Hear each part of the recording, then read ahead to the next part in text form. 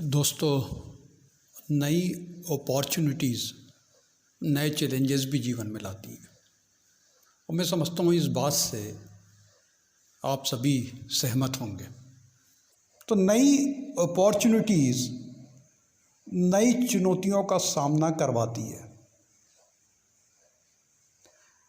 एक सज्जन तो मेरे पास आ गए और उन्होंने कहा, आपने जो कुछ भी अभी तक बोला है, जो कुछ भी बोला है, वो सारा का सारा पहले से ही ब्रह्मांड में घूम रहा है, उसमें कुछ नया नहीं है।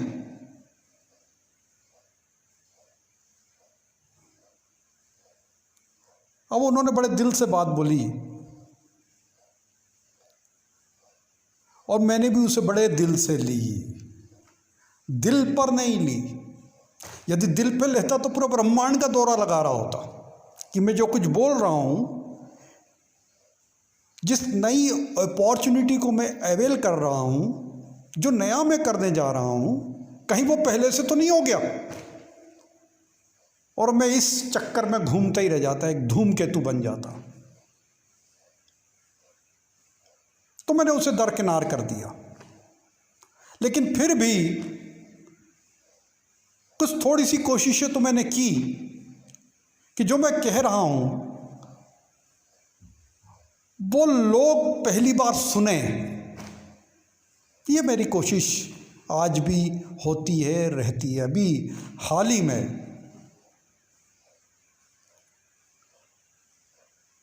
इस सदी का सबसे बड़ा सूर्य ग्रहण गया, तो मेरी इसी कोशिश में मैंने सोचा कि कुछ विचार उस सूर्य ग्रहण के बारे में भी पढूं। तो मुझे पता चला कि ये सूर्य ग्रहण आज से 5400 साल पहले भी आया था और जब ये आया था तब एक महाभारत के युद्ध को भी लेके आया था। लेकिन जैसे ही मैंने ये पढ़ा वैसे ये विचार पुराना हो गया। तो जो भी विचार, जो भी नई चीज हमारे पास आती है वो पुरानी हो जाती है।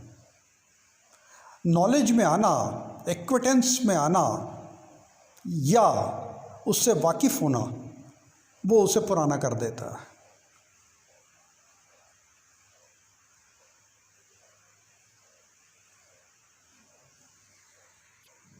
महाभारत से मुझे याद आया कि आज से 5400 साल पहले कुरुक्षेत्र के मैदान में एक स्टूडेंट, आप ही की तरह एक स्टूडेंट, घोर निराशा, हताशा, डिप्रेशन और निगेटिविटी में अपने गुरु के समक्ष घुटनों के बल बैठ गया। गुरु कौन थे? महान ईश्वर श्री कृष्ण।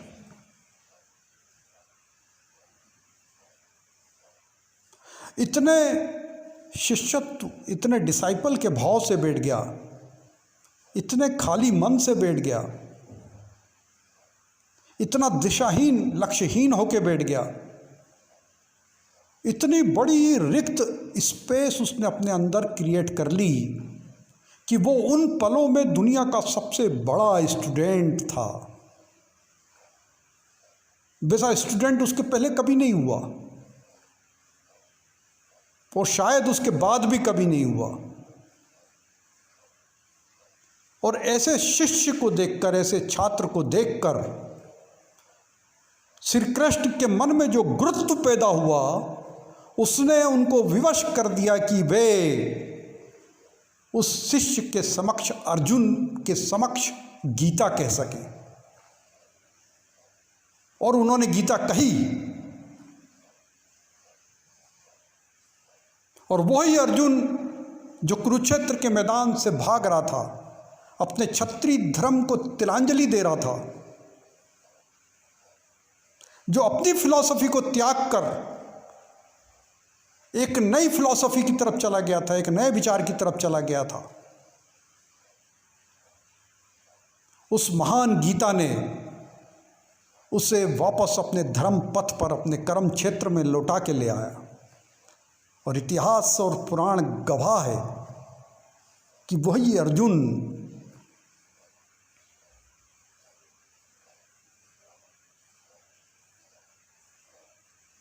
कौरवों को पराजित कर इस धरती का शहंशाह बना। केवल उस घटना से ये पता चलता है कि एक विचार जो अर्जुन को वापस लौटा सकते हैं,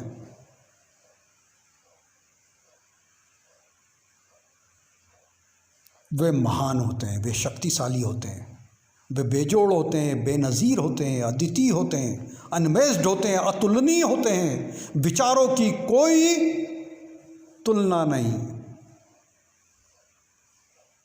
विचार के समकक्ष कुछ भी नहीं,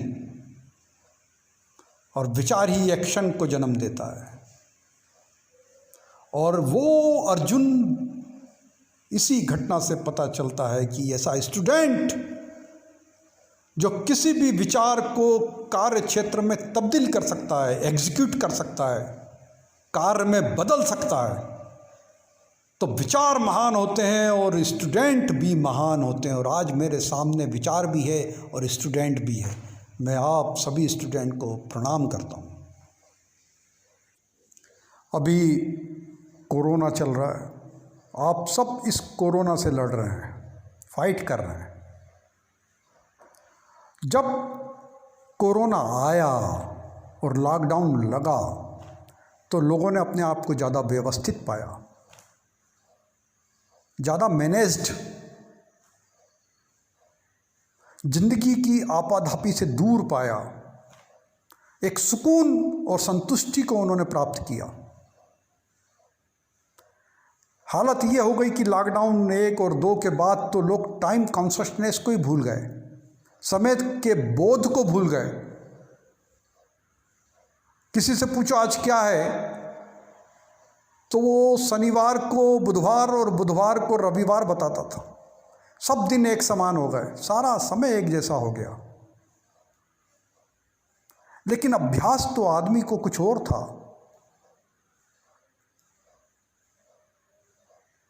उसे अभ्यास था व्यस्तता का, बिजनेस का, दौड़ भाग का, लोगों से मिलने जुलने का, सामाजिक सरोकारों का। तो कुछ दिन तो ये चलता रहा, लेकिन लॉकडाउन 3 आया तो लोग कहने लगे कि भैया अब तो बोर हो गए। एक बोरडम क्रिएट हो गया, एक बोरियत आ गई।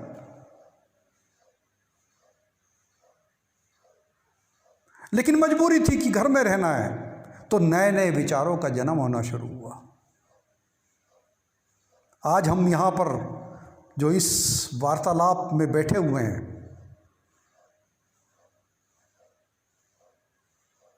ये इसी लॉकडाउन की देन है। हमने वैकल्पिक साधनों को अख्तियार करना और नए साधनों का इस्तेमाल करना शुरू कर दिया, नए नए विचारों को कन्वर्ट करना भी शुरू कर दिया। ये अपॉर्चुनिटीज़ हैं, अपॉर्चुनिटीज़ नए विचारों को भी जन्म देती है। लोग कहते हैं कि अपॉर्चुनिटी आपके पास आएगी। जीवन में हर व्यक्ति के पास कभी ना कभी अपॉर्चुनिटी आती है और उस अवसर का उसे इस्तेमाल करना चाहिए। और यदि वो अपॉर्चुनिटी नहीं आती है तो आपको अपॉर्चुनिटी के दरवाजे पे खटखटाना पड़ेगा। रदरफोर्ड ने कहा है, महान विचारक, कि आपको पेंडुलम की तरह डोलते रहना चाहिए। यदि ये सोचो कि अपॉर्चुनिटी आपके पास आएगी तो आप गलत है। वो कब आएगी और कब निकल जाएगी आपको पता ही नहीं चलेगा, क्योंकि आप तैयारी करोगे तब तक के अपॉर्चुनिटी निकल जाएगी। और अपॉर्चुनिटी इतनी जल्दी में होती है जितनी जल्दी में आप नहीं होते हैं।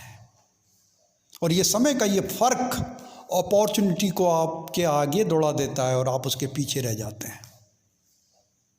तो आपको लगातार दौड़ते रहना पड़ेगा, ये रदरफोर्ड कहता है।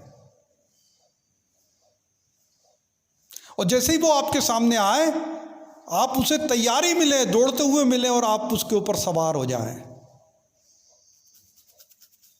वो आपका इंतजार नहीं करेगी। कुछ हद तक की ये बात सही है। लेकिन मैं ये कहता हूं कि अपॉर्चुनिटी आपके पास आएगी क्यों? आप में ऐसे कौन से सुरखाब के पर लगे हुए हैं? ऐसी कौन सी बेताबी को आप आमंत्रित कर रहे हैं कि लोग आपके पास आ जाएं, अपॉर्चुनिटी आपके पास चलकर आ जाए? ऐसे कौन से मौके और अवसर आपके लिए बेताब हुए जा रहे हैं? कौन से अद्भुत गुण हैं आपके पास? तो अपॉर्चुनिटी आपके पास आए, इसके लिए आपको तैयार होना पड़ेगा।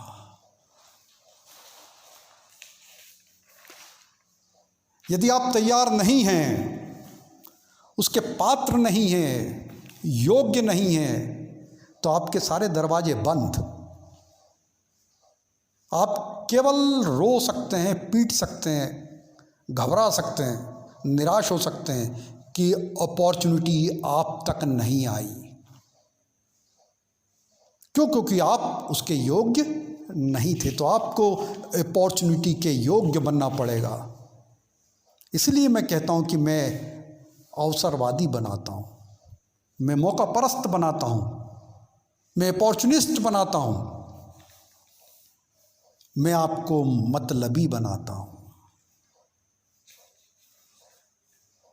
एक ट्रू अपॉर्चुनिस्ट के लिए जरूरी है सबसे पहले क्यूरियोसिटी, जिज्ञासा। जिस विषय का वो जानकार है, जिस विषय के बारे में वो अध्ययन कर रहा है, जैसे आप लोग इंजीनियरिंग की पढ़ाई कर रहे हैं, तो आपको उसके संबंध में, जिस विषय में आप पढ़ना चाहते हैं, उसमें पूरा इन्वॉल्वमेंट, पूरी जिज्ञासा, क्यूरियोसिटी उसके अंदर आपकी होना बेहद ज़रूरी है। क्यों? क्योंकि यही वो चीज़ है जो आपको इन्फॉर्मेशन की तरफ ले जाएगा। आज की तारीख में हम कहते हैं कि इन्फॉर्मेशन आ रही है। इन्फॉर्मेशन आने से कुछ नहीं होता जब तक कि आपकी जिज्ञासा उसमें ना हो। प्रतिदिन, प्रति सेकंड, हर पल हजारों लाखों विचार आपके समक्ष डोलते रहते हैं। तो क्या आप सारे विचारों को एडॉप्ट कर लेते हैं? नहीं, केवल उन्हीं विचारों को आप एडॉप्ट कर सकते हैं जो विचार आपकी जिज्ञासा के अनुरूप हों।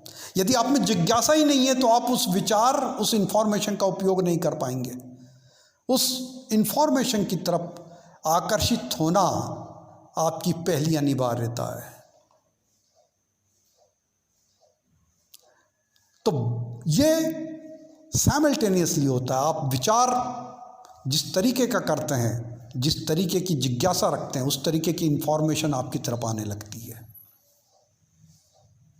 और जिस तरीके की इंफॉर्मेशन आपकी तरफ आती है और उसको यदि आप एडॉप्ट करते हैं, तो उस तरीके की जिज्ञासा आपकी ओर डेवलप होना शुरू हो जाती है। इससे आपको परिचय पाने में मदद मिलती है, acquaintance. First curiosity, second information, third is acquaintance, परिचय। आपका विषय से परिचय होना शुरू होता है और आप उसकी गहराई में उतरना शुरू करते हैं, जिसे आप नॉलेज कहते हैं। चौथा,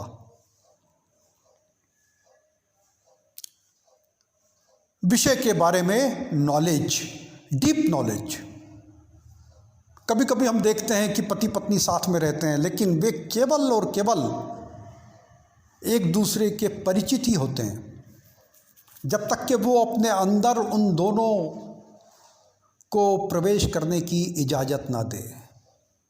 आप किसी से दोस्ती रखते हैं, लेकिन वो दोस्ती तब तक के केवल एक्वेटेंस के स्तर पे रहती है, परिचय के स्तर पे रहती है, जब तक कि आप उसे केवल जानते हैं और वो इजाज़त नहीं देता कि आप उसके अंदर गहराई से उतरें, उसके बारे में और तहकीकात कर सकें और जानकारियां ले सकें, उसे पहचान सकें। कभी कभी तो यह भी होता कि आदमी खुद अपने अंदर झांक नहीं पाता और अपने से अपरिचित रह जाता और एक केवल मैकेनिकल वे में, एक मशीन की तरह पूरा जीवन बिता देता है।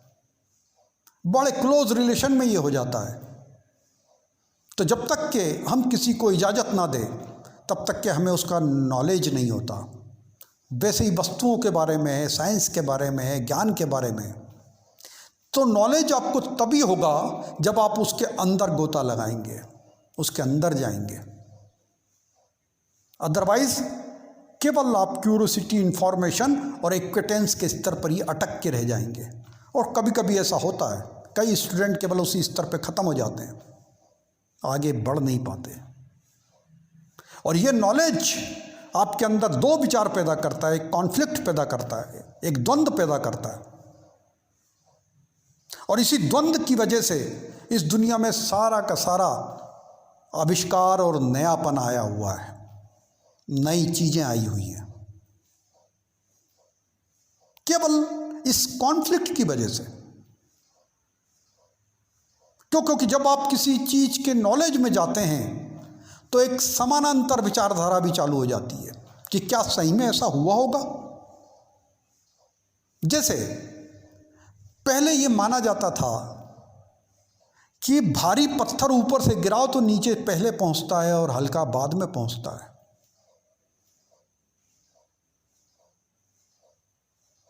ये नॉलेज के स्तर पे था, लेकिन कॉन्फ्लिक्ट पैदा नहीं हुआ था, एक द्वंद्व पैदा नहीं हुआ था। लेकिन एक वैज्ञानिक के मन में, एक छात्र के मन में ये कॉन्फ्लिक्ट पैदा हुआ नॉलेज के बाद कि क्या ऐसा वाकई में होता है, एक बार करके तो देख लें, करके तो देख लें कि क्या ऐसा होता है, हो सकता है, होता होगा। लेकिन देखने में क्या बुराई है, करके देखने में क्या बुराई है। और उसने एक्सपेरिमेंट किया, पीसा की झुकी हुई मीनार पे खड़ा हो गया ऊपर से एक भारी पत्थर और एक हल्का पत्थर दोनों साथ में गिराया, और ये देखकर पूरी दुनिया आश्चर्यचकित रह गई कि दोनों पत्थर एक साथ धरती पर गिरे। और उस दिन सारे मिथक,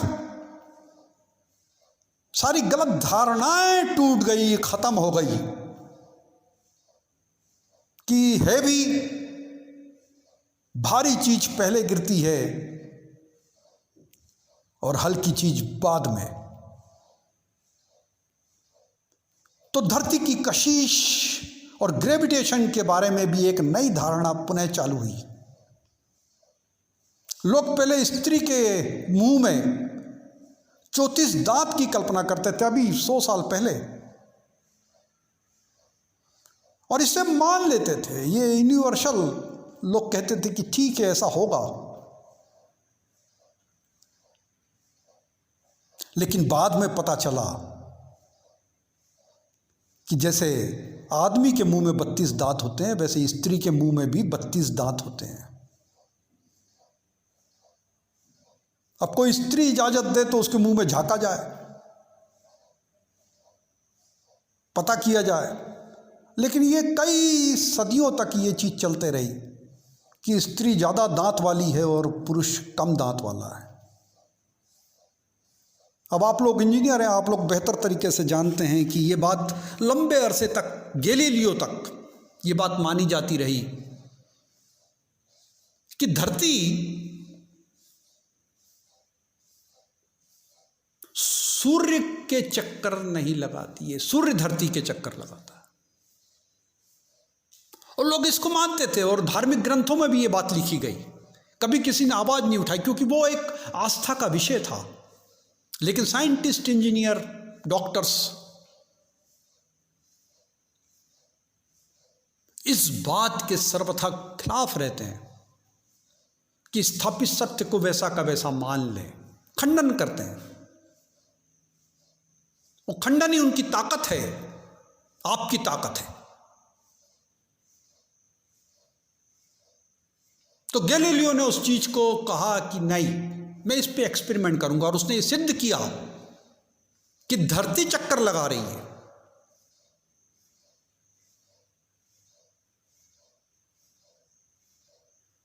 उसका काफी विरोध हुआ क्योंकि एक धार्मिक रूप से स्थापित सत्य था जो असत्य था। आज भी इस तरीके की चीजें सिखाने की कोशिश की जाती है क्योंकि धर्म के द्वारा स्थापित सिद्धांतों को चोट पहुंची। गैलीलियो को माफी मांगना पड़ी, लेकिन गैलीलियो ने कहा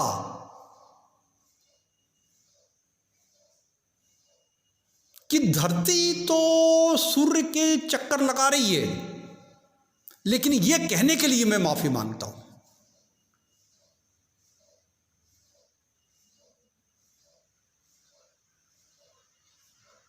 तो कॉन्फ्लिक्ट नए विचारों को जन्म देता है, नई खोज को जन्म देता है, और यही चीज विजडम को क्रिएट करती है। एक प्रज्ञा को आपके मन में जन्म देती है, क्योंकि विजडम ही आपका व्यक्तित्व का निर्माण करती है। कितनी चतुराई है आपके अंदर, कितनी बुद्धिमत्ता है आपके अंदर, कितनी तर्क शक्ति है, और क्या आपकी फिलॉसफी है, क्या आपका दर्शन है।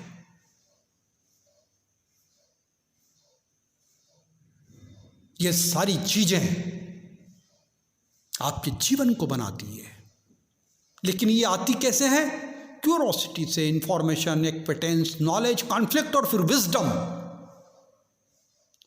आप अपॉर्चुनिस्ट हैं कि नहीं?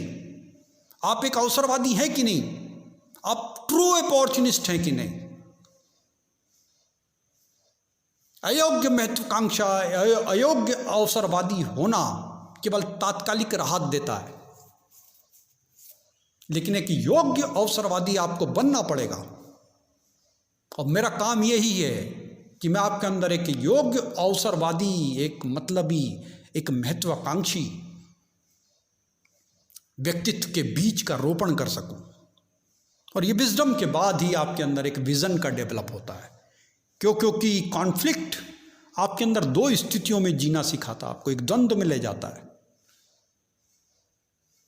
और दो स्थितियों का जब आप बेहतर तुलनात्मक अध्ययन कर लेते हैं, कंपैरेटिव स्टडी कर लेते हैं, तब आपके अंदर विजन डेवलप होता है दो स्थितियों के बारे में। एक बॉम्बे से आया हुआ आदमी ये बेहतर जानता है कि डेवलपमेंट किस तरीके से होता है बड़े शहरों का, तो वो भोपाल में ज़्यादा बेहतर तरीके से इन्वेस्ट कर पाएगा, क्योंकि उसको मालूम है कि यार ये 5 किलोमीटर दूर है शहर से, लेकिन ये ज़मीन कीमती है। और 5 किलोमीटर क्या लगता है? बॉम्बे 100 किलोमीटर फैल गया, थाने के भी आगे निकल गया, भोपाल भी निकल जाएगा। उसके लिए आसान होता है इन्वेस्ट करना, और उसका नतीजा उसको मिलता है, पॉजिटिव मिलता है। क्यों? क्योंकि एक विज़न है उसके पास। तो विज़न एक कंपैरेटिव टर्म है जो दो स्थितियों में पैदा होती है। तो ये विज़न आता है। विज़न के बाद आपके अंदर एम्बिशन, एक महत्वाकांक्षा डेवलप होती है जो डिजायर से कन्वर्ट होती है। अब जैसे मान लीजिए कि आपको हवाई जहाज में बैठना, ये डिजायर है, लेकिन आपको हवाई जहाज बनाना है, ये महत्वाकांक्षा है। दोनों में फर्क है, एम्बिशन और डिजायर। और प्रत्येक डिजायर एम्बिशन में तब्दील होती है यदि वो इस स्टेज से चली आ रही है, तो जो मैं बता रहा हूं आपको। और ये डिजायर जो एम्बिशन में तब्दील हुई, महत्वाकांक्षा में बदली, यदि ये योग्य है तो ये आपको सही डायरेक्शन में ले जाएगी, और सही डायरेक्शन आपको गोल की तरफ ले जाएगा, और गोल आपको आइडिया देगा कि जिस डायरेक्शन में आप काम कर रहे हैं, आप इंजीनियरिंग फील्ड से, कोई मैकेनिकल फील्ड से, कोई फार्मेसी से, तो उसके क्षेत्र के आइडियाज उसके दिमाग में आना चालू हो जाएंगे। लेकिन वो आइडियाज वैसे नहीं आएंगे कि लोग कहें कि सपने इतने बड़े देखो, सपने ऐसे बड़े नहीं दिखते, इंट्यूशन ऐसे नहीं होता,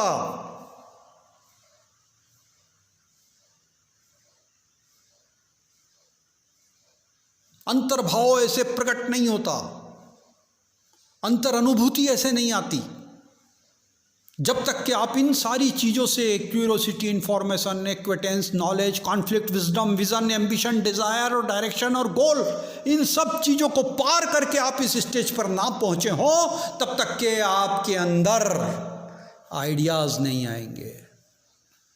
और यदि आएंगे भी तो वो रिलेटिव नहीं होंगे, आपके विषय से वो मैच नहीं करेंगे। और यही आइडियाज लगातार सोचते रहने के बाद आपके ड्रीम्स में कन्वर्ट हो जाएगा,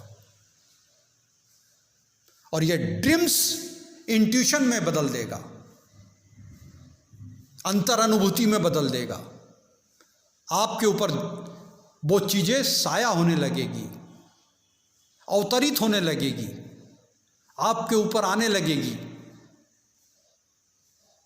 जैसे मैडम क्यूरी को, जिनको नोबेल प्राइज मिला, आप सब जानते होंगे, भौतिकी का, कुछ इक्वेशन थे जो वो नहीं समझ पा रही थी, उसको हल नहीं कर पा रही थी, कई साल से लगी थी उसमें, और एक दिन अचानक रात में उठी और उसने उस सारे इक्वेशन को सॉल्व कर दिया। उसने लिखा कि मेरे ऊपर कोई चीज़ आई, उतरी, कोई अंतर अनुभूति, इंट्यूशन हुआ उसे, और उसने वो सारी चीज़ें कागज़ पे उतार दी। सुबह जब उठी और देखा उसने, तो उसको लगा कि ये तो अद्भुत हो गया, इसके पीछे मैं पिछले कई सालों से लगी हुई थी, लेकिन ये आ गया। मैं कहता हूँ कि वो गलत कह रही है। एक्चुअली वो आइडिया, वो ड्रीम और वो इंट्यूशन उसकी वो सारी मेहनत का नतीजा है, कंटिन्यूशन में है, वो निरंतरता में है, वो अलग से नहीं है कि किसी ने आया और दे दिया और चला गया और नोबेल मिल गया, ऐसा नहीं है, वो उसकी मेहनत का नतीजा है। तो ड्रीम्स और आइडियाज और इंट्यूशन, ये तीनों चीज तभी आती हैं जब आप इतनी सारी स्टेप को क्रॉस करके आते हैं, इन चीजों को समझ कर आते हैं। स्टूडेंट होना इतना आसान नहीं है, अर्जुन होना भी इतना आसान नहीं है जितना आप सोचते हैं और समझते हैं। और आप सोचते हैं कि आप वॉरेन बफे हो जाएंगे, सुंदर पिचई हो जाएंगे, मुकेश अंबानी हो जाएंगे, मार्क जुकरबर्ग हो जाएंगे, बुद्ध हो जाएंगे, कि मोदी हो जाएंगे। दरअसल आपको इन स्थितियों में जीना पड़ेगा, इन्हें आत्मसात करना पड़ेगा, उतारना पड़ेगा। इसी को कहते हैं जीवन में उतार लेना, इन गुणों को उतार लेना। और तब कहीं जाकर इतनी सारी चीजें होने के बाद एक ट्रू अपॉर्चुनिस्ट बनते हैं, एक ट्रू अवसरवादी बनते हैं, एक मौका परस्त बनते हैं, एक मतलबी इंसान बनते हैं जो अपने गोल को सक्सेस की तरफ ले जा सकता है। इतनी चीजें होने के बाद और उस अपॉर्चुनिटी को अवेल करने के बाद आप उसको सफल बनाने की ताकत रखते हैं। दुनिया की कोई ताकत आपको असफल नहीं कर सकती। अब एक नई चीज, ये अपॉर्चुनिटीज कितने प्रकार से आपके आसपास मंडराती है। मान लीजिए कि आप में से कोई फार्मा का स्टूडेंट है, आप बैठे हुए हैं, कोई इंजीनियरिंग का स्टूडेंट है, मैकेनिकल, कंप्यूटर साइंस या अन्य कोई भी।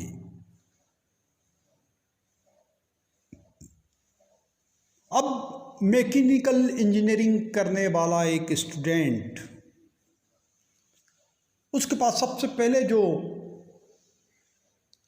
अपॉर्चुनिटी आती है जिसको वो अवेल कर सकता है, वो है इंस्टेंट अपॉर्चुनिटी। लेकिन ये बड़े अस्थायी स्वरूप में होती है, और ये इकलौती ऐसी है जो अस्थायी होती है। आपकी जरूरत है, आपने पढ़ाई पूरी करी, आपने एक जॉब में आप चले गए, जो सामने दिखा उस पर बैठ गए। अब वो घोड़ा था कि खच्चर था, ये बाद में तय होगा। अभी तो आपकी ज़रूरत है, आपने एजुकेशन बड़ी मुश्किल से पूरा किया है, आपकी आवश्यकताएं, आर्थिक ज़रूरतें ज़्यादा हैं, आपके परिवार को ज़रूरत है। आपको घोड़ा मिला कि खच्चर मिला, ये आपकी योग्यता तो एक तरफ रही, आप उस पर बैठ गए। अब ये घोड़ा और खच्चर आपको देखेंगे कि आप कितनी दूर तक जाएंगे। आप घोड़े की चाल के हिसाब से चल पा रहे हैं या नहीं, या घोड़ा आपको अपने ऊपर लेकर चल पा रहा है कि नहीं, वो भी आपको जांच रहा है और आप भी उसे जांच रहे हैं। ये कभी भी बदल सकती है, ये इंस्टेंट अपॉर्चुनिटी। लेकिन कुछ लोग, जैसे मेरे एक डिसाइपल हैं, सीनियर IITian हैं, जब वो रुड़की से निकले तो कैंपस पे TCS ने उनको बुलाया, लेकिन उन्होंने कहा नहीं, मैं नहीं जाना चाहता। जरूरत थी, लेकिन नहीं जाना चाहता। वो जाना चाहते थे मोटोरोला में, और कुछ ही समय के बाद उनको मोटोरोला ने ऑफर किया, क्योंकि वो चाहते थे कि मेरे नॉलेज का, मेरे ज्ञान का, मेरी विजडम का सारा और बेहतर इस्तेमाल यदि कहीं हो सकता है तो वो उस समय में मोटोरोला में, और वो टेलीकम्युनिकेशन के इस फील्ड में जाना चाहते थे और वो उसमें गए। ये इंस्टेंट अपॉर्चुनिटी थी।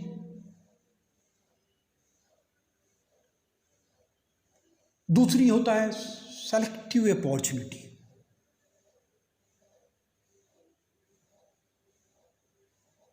कि 2-4 चीजें हमको मिली और उसमें से हमने एक चीज को सिलेक्शन कर लिया, चाहे वो कैंपस में हो चाहे बाहर हो। लेकिन एक चीज याद रखना कि इसके लिए आपको उतना योग्य होना पड़ेगा। क्यों? क्योंकि कभी कभी मुझे कैंपस के बच्चे आकर ये कहते हैं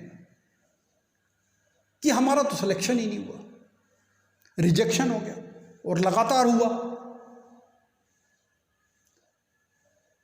दरअसल वो ट्रू अपॉर्चुनिस्ट हो ही नहीं पाए। उसने अपने ज्ञान को, अपने नॉलेज को उस स्तर पर पहुंचा ही नहीं पाया कि कोई उसको सेलेक्ट कर सके। अब यदि एक व्यक्ति बोले कि मुझे तलाक लेना है, आप में से कोई बोले कि मुझे तलाक लेना है, तलाक से बड़ी दुनिया की कोई अपॉर्चुनिटी नहीं है। लेकिन तलाक उसी शर्त पे मिलेगा जब आपने शादी कर ली हो। अब शादी की नहीं तो तलाक कहां से? तो ज्ञान लिया नहीं और अपॉर्चुनिटी आपके पास आ जाएगी, तो ऐसा नहीं है। अपने आप को तैयार करना पड़ेगा। जो सूत्र मैंने दिए हैं उनके आधार पे आपको अपने आप को तैयार करना पड़ेगा, उन सूत्रों में रखना पड़ेगा। उनकी कभी बृहद व्याख्या की जाएगी।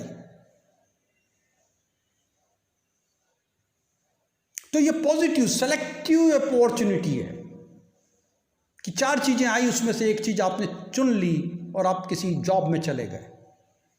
फार्मा वाला है तो एमआर हो गया, मैकेनिकल इंजीनियर है तो किसी कार फैक्ट्री में लग गया। लेकिन एक तीसरी तरीके की अपॉर्चुनिटी होती है जिसको रेडीमेड अपॉर्चुनिटी कहते हैं, पेरेंटल अपॉर्चुनिटी। मेरा टारगेट ही वही था। तो ये एक तरीके की पेरेंटल, ये रेडीमेड अपॉर्चुनिटी है जो आपके पास पहले से तैयार थी और इसी को लेकर आप उस पढ़ाई को कर रहे थे। लेकिन चौथी सबसे महत्वपूर्ण अपॉर्चुनिटी है चैलेंजिंग अपॉर्चुनिटी।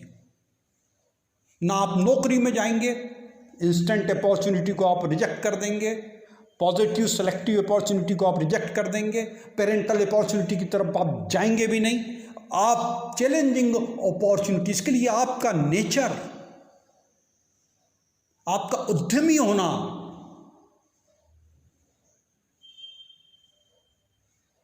बेहद जरूरी है। इसको हर कोई अवेल नहीं कर सकता। बुद्ध अपने जीवन में सब कुछ होते हुए उसको छोड़कर एक फकीर बन गए। ये एक चैलेंज था, लेकिन उन्होंने उसको एक अपॉर्चुनिटी की तरह देखा और उस अपॉर्चुनिटी में कन्वर्ट कर दिया उसको, जिसकी तुलना अब की भी नहीं जा सकती। अतुलनीय है, जो बेजोड़ है। कृष्ण है, ये सब हमेशा चैलेंज में गए। दुनिया की सबसे बड़ी सेना को उन्होंने कौरवों को दे दिया और खुद खड़े हो गए पांडवों की तरफ। चैलेंज। आइंस्टीन जर्मन को छोड़ के यूएस में चले गए। चैलेंज। गांधी 24 साल की उम्र में अफ्रीका में आंदोलन कर बैठे और 20 साल तक लड़ते रहे अंग्रेजों से, दूसरे देश में, अपने देश में नहीं। 1915 में वापस आए तो यहां भी लड़ते रहे। संघर्ष जीवन था, लेकिन कभी लगा नहीं कि वो संघर्ष कर रहे हैं। वो केवल सिद्धांतों को स्थापित करते रहे, केवल सिद्धांतों को स्थापित करते रहे। Challenging opportunity. Steve Job, Mark Zuckerberg, Sushant IITian, एर्थ रैंक फिल्म इंडस्ट्री में चला गया, खत्म हो गया। चैलेंज को स्वीकारना, यह अलग बात है कि उस फील्ड में कितने जोखिम थे, योग्यता के नहीं, तिकड़मों के, गंदी राजनीति के, वो उस मासूम को मालूम नहीं था। तो खुद की कंपनी, खुद की मैन्युफैक्चरिंग यूनिट, खुद के आइडियाज पर वर्क करना, ये चैलेंजिंग अपॉर्चुनिटीज। एक आदमी जूते बेचने अफ्रीका जाता है और वहाँ देखता है कि वहाँ कोई जूते नहीं पहनता, वो लिखता है अपनी कंपनी को कि यहाँ पर कोई जूते नहीं पहनता, इसलिए यहाँ कोई अपॉर्चुनिटी नहीं है। दूसरा आदमी जाता, वो देखते हैं यहाँ कोई जूते नहीं पहनता, उसको लगता है कि 10 लाख पैर मेरे हैं, इनको जूते पहनाना मेरा धर्म है, मेरा कर्म है, ये तो बहुत बड़ा मार्केट है जहाँ एक भी व्यक्ति ने जूते नहीं पहना है, केवल जूते के बारे में बताना है और जूते बिक जाएंगे। वो कहता ट्रकों से भेज दो माल, पूरा मार्केट खाली पड़ा हुआ है, मेरे लिए ये अपॉर्चुनिटी है, चैलेंजिंग अपॉर्चुनिटी। एक टकला कपड़े का व्यापारी हो जाता है, युवा है, खूबसूरत घुंघराले बाल हैं, शानदार दिखता है, लेकिन महिलाओं के कपड़े बेचना है तो टकला हो जाता है, तिलक लगाने लगता है और दीदी दीदी दीदी दीदी बोलता है और बड़ा व्यापारी हो जाता है। क्यों? क्योंकि उसको मालूम है कि ये अपॉर्चुनिटी है और इसके लिए क्या जरूरतें हैं, इस अपॉर्चुनिटी को सक्सेस बनाने के लिए क्या जरूरत है। अपने स्टार्टअप लोग खोलते हैं, इनोवेटिव कंपनीज, फैक्ट्रीज, ये सारी चीजें एक चैलेंज को, और अपॉर्चुनिटी वैसे भी चैलेंज ही है, उसे आपको स्वीकार करना पड़ेगा।